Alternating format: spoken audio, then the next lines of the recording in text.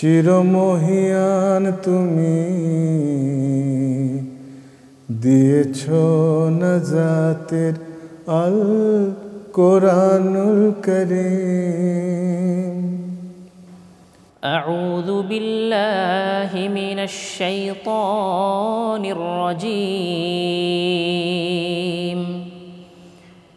বিসমিল্লাহির রহমানির রহিম। وَإِذْ قَالَ مُوسَى لِقَوْمِهِ يَا قَوْمِ إِنَّكُمْ ظَلَمْتُمْ أَنفُسَكُمْ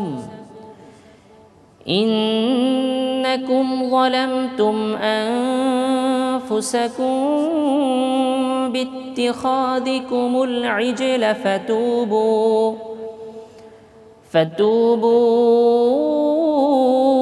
إِلَى بَارِئِكُمْ إنكم ظلمتم أنفسكم باتخاذكم العجل فتوبوا إلى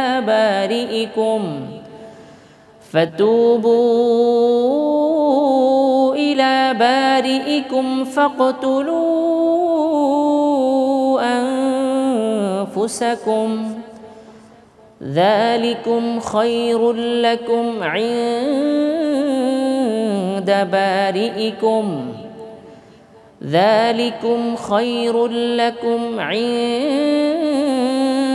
بارئكم فتاب عليكم إنه هو التواب الرحيم صدق الله العظيم আল কোরআনুল কারীম। আসসালামু আলাইকুম ওয়া রাহমাতুল্লাহি ওয়া বারাকাতুহু। আলহামদুলিল্লাহি ওয়াহদা ওয়াসসালাতু ওয়াসসালামু আলা মান লা নাবিয়্যা বাদা। দর্শক শ্রোতা ভাই বোনেরা, এতক্ষণ পর্যন্ত আমরা সূরা বাকারার 54 নং আয়াতের তেলাওয়াত শুনছিলাম সুমিষ্ট কণ্ঠে। আল্লাহ সুবহানাহু ওয়া তাআলা আমাদের কারি ভাই যিনি সুমিষ্ট কণ্ঠে তেলাওয়াত শোনালেন তাকে উত্তম পুরস্কৃত করুন। আর আমরা যারা তেলাওয়াত শুনলাম আমাদেরকে আল্লাহ সুবহানাহু ওয়া তাআলা প্রতিটি হরফের বিনিময়ে যেমন নবীজি আমাদেরকে সুসংবাদ দিয়েছেন আমাদেরকে ওইভাবে পুরস্কৃত করুন। দর্শক শ্রোতা ভাই বোনেরা, এনটিভির অত্যন্ত জনপ্রিয় এবং গুরুত্বপূর্ণ আয়োজন কোরআনে কারিমের ধারাবাহিক তাফসির। আজকের এই পর্বে আমরা তেলাওয়াতকৃত যেই 54 নং আয়াত সেই আয়াতের তাফসির করব। 54 নং আয়াত এটি কোরআনে কারিমের অত্যন্ত গুরুত্বপূর্ণ এবং একটি ঐতিহাসিক প্রেক্ষাপট সম্বলিত ঘটনা প্রবাহ সম্বলিত একটি আয়াত। আসুন প্রথমে এই আয়াতের অনুবাদ করছি, তারপর ধীরে ধীরে এই আয়াতের ঐতিহাসিক ঘটনাগুলো আমরা জানব এবং এই আয়াত থেকে আমার আপনার জন্য শিক্ষা কি হবে সেটি আমরা গ্রহণ করব ইনশাআল্লাহ।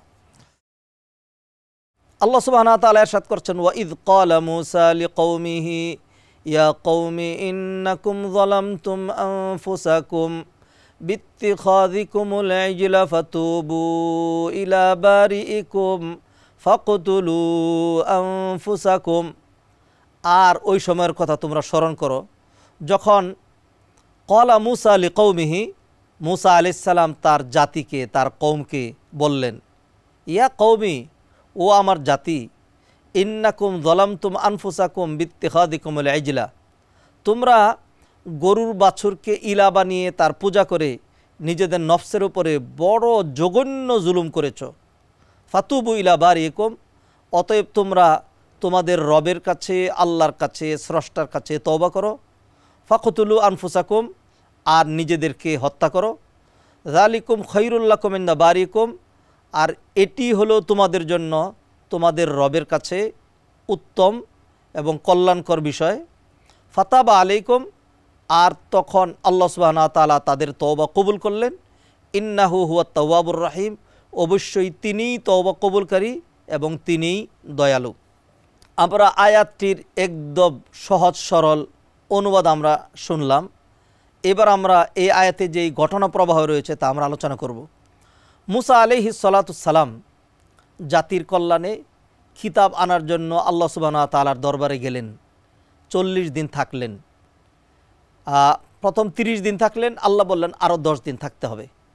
মুসা আলাইহিস সালাতুস-সালাম থাকলেন, আল্লাহ আবেদন করেছেন, তিনি শুনলেন, 40 দিন থাকলেন। এইবার আল্লাহ সুবহানাহু ওয়া তাআলা কিতাব দিলেন, যান কিতাব নিয়ে।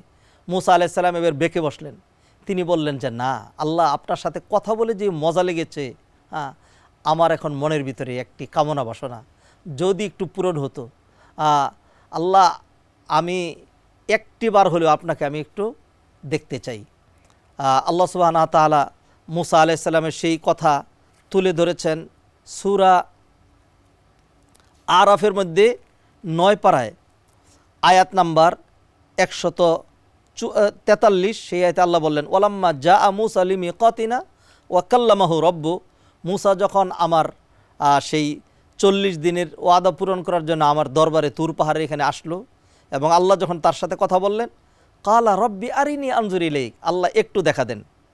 আল্লাহ সুবহানাহু ওয়া তাআলা বললেন, লান তারানি, তুমি তো আমাকে দেখতে পাবে না, ওয়ালাকিন ইনজুর ইলাল জাবাল, বরং তুমি তোমার পাশে যে তুর পাহাড়, বিশাল বড় পাহাড়, ওই পাহাড়ের দিকে তাকাও, আমি আমার নূরের যৎসামান্য ফ্লাশ সেখানে দিচ্ছি। পাহাড় যদি এটি ধারণ করতে পারে তাহলে তুমি নিবেদন করবে যে আমি দেখতে চাই। মুসা আলাইহিস সালাম ওই পাহাড়ের দিকে তাকিয়ে থাকলেন। আল্লাহ সুবহানাহু ওয়া তাআলা যৎসামান্য নূরের ফ্লাশ, আমাদের মোবাইল যেরকম লাইট ফ্লাশ করে, আল্লাহ সুবহানাহু ওয়া তাআলা একটু নূরের বিচ্ছুরণ ঘটালেন। আর এরই আগাতে তুর পাহাড় জ্বলে পুড়ে সারকার হয়ে গেল, স্থানান্তরিত হয়ে গেল। আর এই ভয়ঙ্কর দৃশ্য দেখে মুসা আলাইহিস সালাম একদম বেহুশ হয়ে জমিনে পড়ে গেলেন। দীর্ঘক্ষণ বেহুশ থাকলেন। আল্লাহ সুবহানাহু ওয়া তাআলা হুঁশ ফিরিয়ে দিলেন। এবার উঠে তিনি তাড়াহুড়া করে তওবা করে বলছেন, ফালাম্মা আফাকা ক্বালা সুবহানাকা তুবতু ইলাইক ওয়া আনা আউয়ালুল মুমিনিন, আল্লাহ তওবা করলাম, আমার বিশ্বাস হয়েছে যে দুনিয়াতে আপনাকে দেখা সম্ভব নয়। এরপর আল্লাহ সুবহানাহু ওয়া তাআলা বললেন, ইয়া মুসা ইন্নী ইসতাফাইতুকা আলান নাসি বিরিসালাতি ওয়া বিকালামি, মুসা আমি তোমাকে বাছাই করেছি আমার সাথে কথা বলার জন্য এবং আমার রিসালাত দেওয়ার জন্য। ফাখুজ মা আতাইতুকা ওয়া কুন মিনাশ শাকিরিন, আমি তোমাকে যা দিলাম এটা মজবুত করে ধারণ করো এবং কৃতজ্ঞতা প্রকাশ করো। ওয়া কাতাবনা লাহু ফিল আলওয়াহ, এরপর আল্লাহ বলছেন আমি যে তাওরাত তাকে দিয়েছিলাম এরকম কাগজের তাওরাত ছিল না। আল্লাহ সুবহানাহু ওয়া তাআলা তখতির মধ্যে 6টা খণ্ড ছিল, সেটার মধ্যে আল্লাহ সুবহানাহু ওয়া তাআলা তাওরাতের বিধিবিধানগুলো লিখে ভারী ভারী মুসা আলাইহিস সালামকে দিলেন।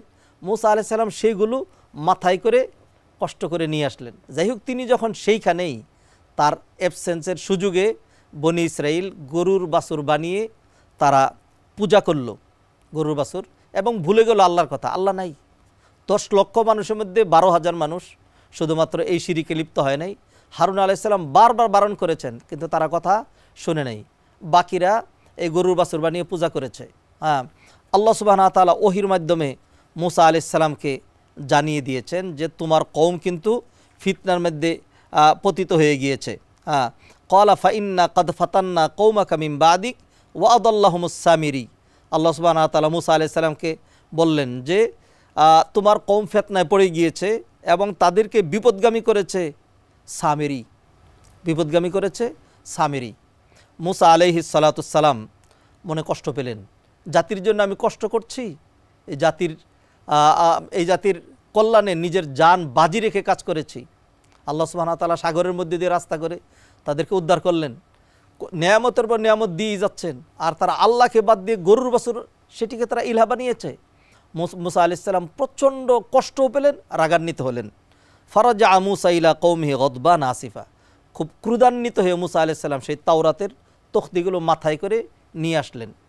এসে তিনি কি করলেন, কোরআনে সূরা আরাফের মধ্যে আল্লাহ সুবহানাহু ওয়া তাআলা বলছেন, ওয়ালাম্মা রাজা মুসা ইলা কওমিহি গদবান আসিফা ক্বালা বি'সা মা খালাফতুমুনি মিন বাদি আ'জিলতুম আমরা রাব্বিকুম ওয়া আলকাল আলওয়াহা ওয়া আখাযা বিরাসি আখিহি ইয়াজুরু ইলাইহি, তিনি কঠিন কঠিন পদক্ষেপ নিয়ে 2টা কাজ করলেন।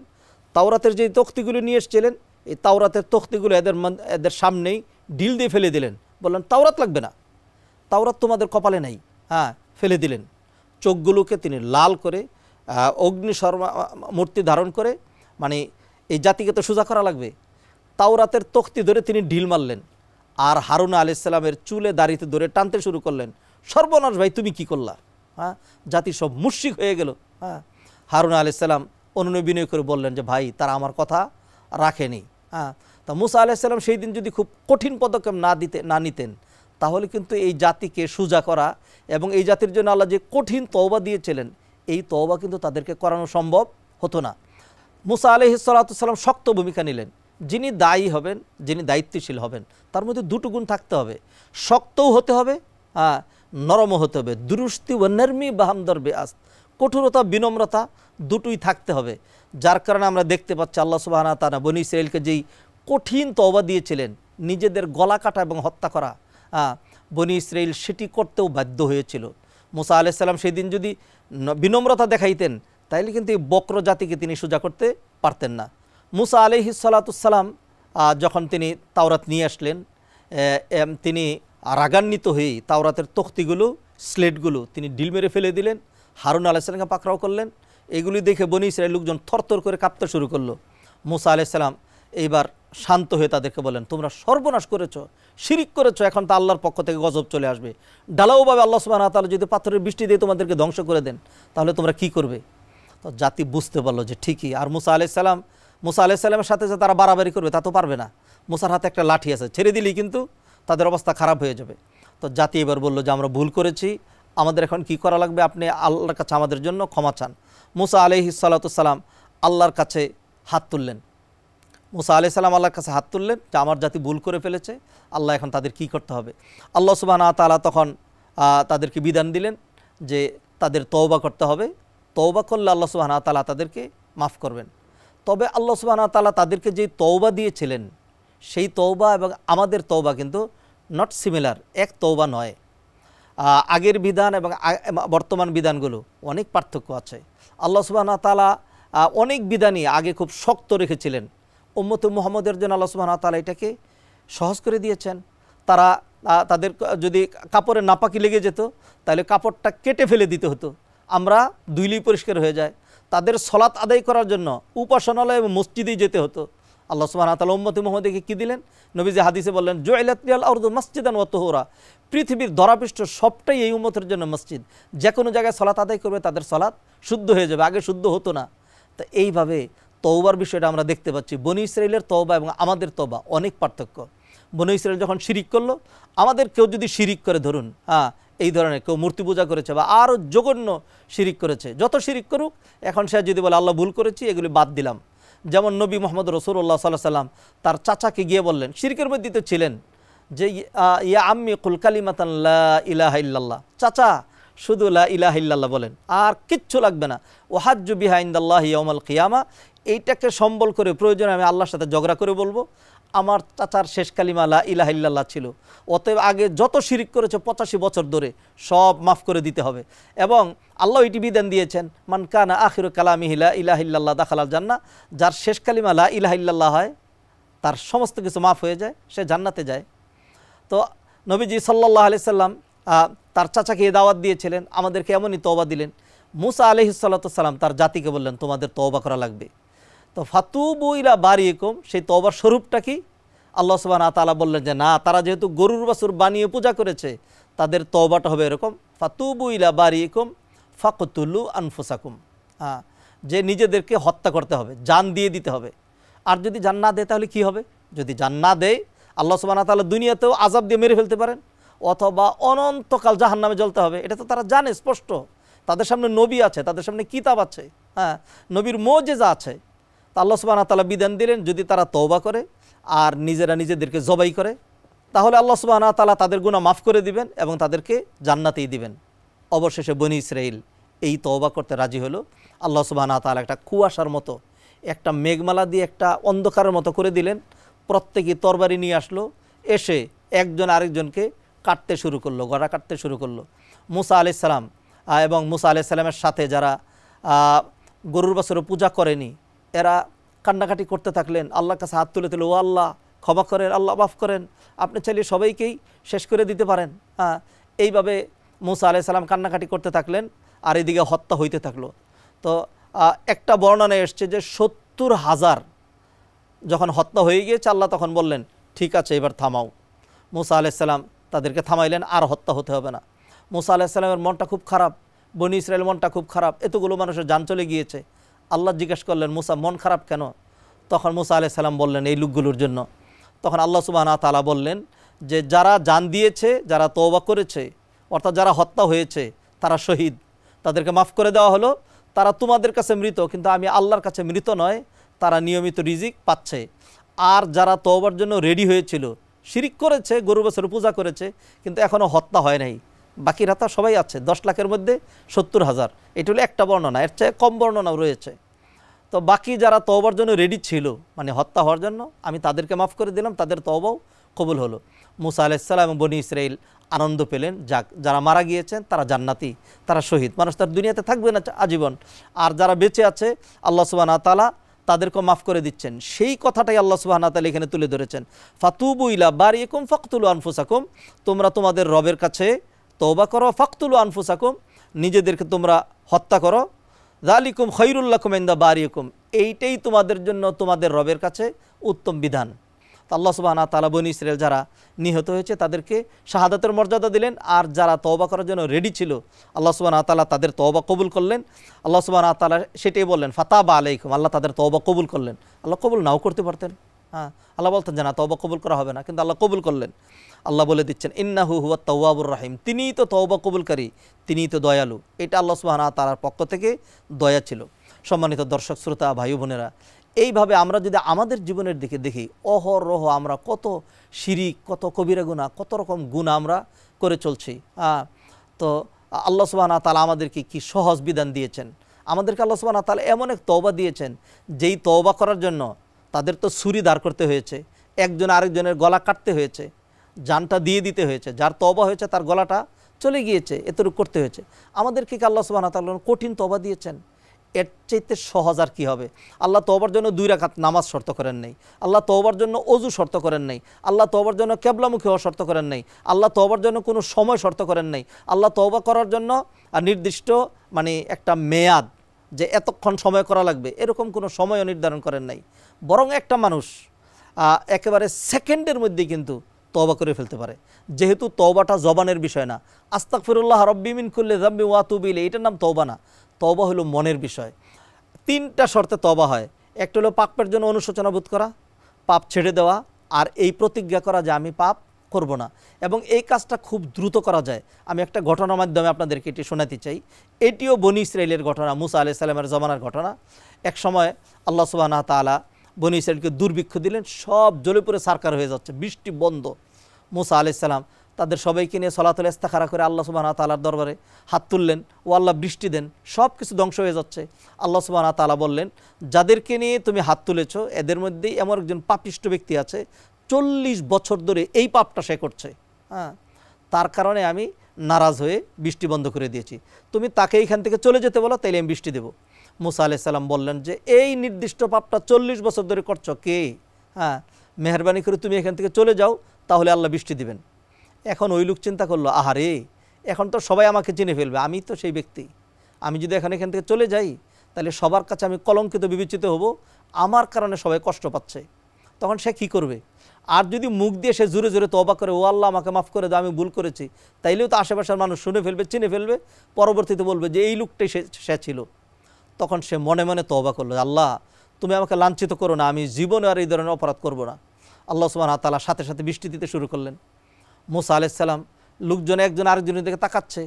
মুসা আলাইহিস সালাম বললেন, কে আর হলোটা কি? মুসা আলাইহিস সালাম আবার আল্লাহর কাছে হাত তুললেন। আল্লাহ বললেন, মুসা, যার কারণে বৃষ্টি বন্ধ ছিল এখন তার তওবার কারণেই আমি বৃষ্টি দিয়ে দিয়েছি। মুসা আলাইহিস সালাম বললেন, আল্লাহ ওই লোকটাকে আমাকে একটু চিনাইয়ে দেন। তখন আল্লাহ সুবহানাহু ওয়া তাআলা বললেন, 40 বছর পর্যন্ত একটানা পাপের মধ্যে নিমজ্জিত ছিল, তখনই চিনাই নেই, আর এখন সে তওবা করেছে, এখন চিনিয়ে তাকে আমি খাটো করব? আমি সেটা করব না। সম্মানিত দর্শক শ্রোতা ভাই বোনেরা, আমরা এখান থেকে দেখলাম যে একটা মানুষ কত সহজে তওবা করতে পারে। নবীজি সাল্লাল্লাহু আলাইহি ওয়াসাল্লাম হাদিসের মধ্যে বলছেন, আইয়ুহান নাস তুবু ইলাল্লাহি ওয়াস্তাগফিরু ফাইন্নী আতুবু ইলাইহি ফিল ইয়াউমি মিয়াতা মাররা। বিশ্বমানবতা, তোমরা আল্লাহর কাছে তওবা করো, ইস্তেগফার করো। আমি নবী গুনাহ না করেও দৈনিক 100 বার ইস্তেগফার করি এবং তওবা করি। আর আমরা এমন কোনো দিন যায় না যেদিন অন্তত 100 গুনাহ করি না, কিন্তু আমরা তওবা করি না। অথচ তওবা এবং তওবাকারী আল্লাহ সুবহানাহু ওয়া তাআলার কাছে সবচেয়ে বেশি প্রিয়। মুসলিমের সহিহ হাদিসে আল্লাহ রাসূল সাল্লাল্লাহু আলাইহি ওয়াসাল্লাম ইরশাদ করছেন, লাল্লাহু আশাদ্দু ফারহাতান বিতাওবাতি আবদিহি মিন আহাদিকুম। আল্লাহ সুবহানাহু ওয়া তাআলা বান্দার তওবায় সবচেয়ে বেশি খুশি হন। এখানে একটি ঘটনা রয়েছে, সময়ের কারণে সেগুলোর আলোচনা করা গেল না। নবীজি সাল্লাল্লাহু আলাইহি ওয়াসাল্লাম অন্য হাদিসে বলেছেন, আত্তাইবু মিনাজ যামবি কামান লা যামবা লাহু, গুনাহ থেকে যে তওবা করে তার উদাহরণ ওই ব্যক্তির মতো যার জীবনে কোনো গুনাহই নেই। আল্লাহ সুবহানাহু ওয়া তাআলা যে আমাদের জন্য তওবার ব্যবস্থা রেখেছেন, এটা আমাদের জন্য কত বড় সুন্দর সুযোগ। আল্লাহ সুবহানাহু ওয়া তাআলা আরও সুযোগ দিয়েছেন যে একটা মানুষ কতদিন পর্যন্ত তওবা করতে পারবে। নবীজি সাল্লাল্লাহু আলাইহি ওয়াসাল্লাম হাদিসে জানিয়ে দিয়েছেন যে সূর্য পশ্চিম দিগন্তে উদিত হওয়ার আগ পর্যন্ত আল্লাহ বান্দার তওবা কবুল করবেন। আরেকটা ওয়াহাত্তা মা লাম ইউগারগির, একজন মানুষের যতক্ষণ পর্যন্ত মৃত্যু জ্বালা যন্ত্রণা শুরু না হবে ততক্ষণ পর্যন্ত আল্লাহ তওবা কবুল করবেন। দর্শক শ্রোতা ভাই বোনেরা, আমরা কেউ কি এঞ্জেল বা ফেরেশতা? আমরা ফেরেশতা নই। দুনিয়ায় চলার ক্ষেত্রে ইমানের দুর্বলতায়, নফসের প্রতারণায়, শয়তানের ধোঁকায়, দুনিয়ার লোভ লালসায় সারাক্ষণ আমরা গুনাহ করে ফেলি। যখন গুনাহ হয়ে যায়, নবীজি সাল্লাল্লাহু আলাইহি ওয়াসাল্লাম বলেছেন, কেউ যদি কোনো গুনাহ করে এরপরে ওযু করে 2 রাকাত নামাজ পড়ে আল্লাহর কাছে ক্ষমা চায়, আল্লাহ সুবহানাহু ওয়া তাআলা সাথে সাথে তাকে ক্ষমা করে দেন। অতএব আসুন, এমন একটি দিনও যেন আমার আপনার অতিক্রান্ত না হয় যেদিন আমরা তওবা করলাম না। আমরা যখন বিছনায় ঘুমোতে যাই সাথে সাথে কি ঘুমিয়ে যাই? যার ঘুম খুব দ্রুত আসে সেও কি 1 মিনিটের আগে ঘুমিয়ে যায়? না, 1 মিনিটের মধ্যে 50 বার তওবা করা যায়। আসুন না, প্রতিদিনই নিজেদের তওবাকে আমরা নবায়ন করি। আল্লাহ সুবহানাহু ওয়া তাআলা আরও সুযোগ দিয়েছেন, কোরআনে বলছেন, ইল্লা মান তাবা ওয়া আমানা ওয়া আমিলা আমালান সালিহা ফাউলাইকা ইউবাদদিলুল্লাহু সাইয়্যাতিহিম হাসানাত। যে ব্যক্তি তওবা করে নেক আমলের ধারা অব্যাহত রাখবে, সে আগে যে গুনাহগুলো করেছিল সেই গুনাহগুলোকে আল্লাহ সুবহানাহু ওয়া তাআলা সওয়াব বানিয়ে দিবেন। ধরুন আমি 5টা গুনাহ করেছিলাম, একটা গুনাহ হলো 10 টন, আরেকটা 5 টন, আরেকটা 1 টন, আরেকটা 500 কেজি, আরেকটা 100 কেজি। যদি আমি তওবা করি তাহলে আল্লাহ সুবহানাহু ওয়া তাআলা যেটা নাকি 10 টন গুনাহ ছিল এটাকে 10 টন সওয়াব বানিয়ে দিবেন, আর যেটা 100 কেজির গুনাহ ছিল এটা 100 কেজির সওয়াব বানিয়ে দিবেন। এইভাবে বড় বড় গুনাহগুলোকে আল্লাহ সুবহানাহু ওয়া তাআলা তওবার মাধ্যমে সওয়াব বানিয়ে দেন। অতএব তওবা করতে আমাদের কার্পণ্যতা কেন? আসুন দৈনন্দিন 100 বার তওবা করব, বারবার তওবা করব। তবে আরেকটি কথা বলে দিয়ে আমি আজকের আলোচনা শেষ করছি, সেটা হলো যদি বান্দার হক কেউ নষ্ট করে তাহলে সে যতই কান্নাকাটি করুক, আরাফার ময়দানে গিয়ে কান্নাকাটি করলেও কিন্তু আল্লাহ সুবহানাহু ওয়া তাআলা তার তওবা কবুল করবেন না যতক্ষণ পর্যন্ত বান্দার থেকে সে সেই ক্ষমাটা না নেবে।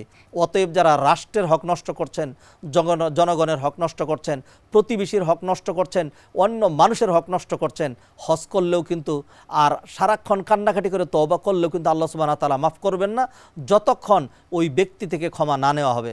আল্লাহ সুবহানাহু ওয়া তাআলা আমাদেরকে গুনাহমুক্ত থাকার এবং গুনাহ হয়ে গেলে তওবা করার তৌফিক এনায়েত করুন।